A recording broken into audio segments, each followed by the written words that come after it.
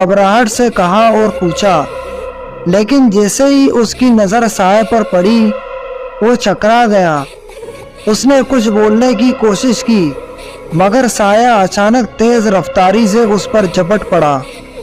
वसी के मुंह से एक खौफनाक चीख निकली, लेकिन लम्हे भर में साया उसके जिस्म में दाखिल हो गया। उसका जिस्म बेजान होकर ज़मीन पर गिर पड़ा और उसकी आंखें सफ़ेद हो गए, जैसे उसकी रूह छीन ली गई हो। इमरान ये सब देखकर दहल गया।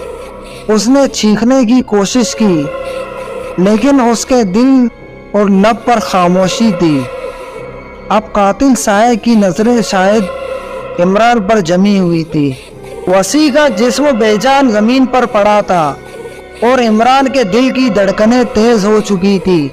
साया अब आहिस्ता आहिस्ता उसकी तरफ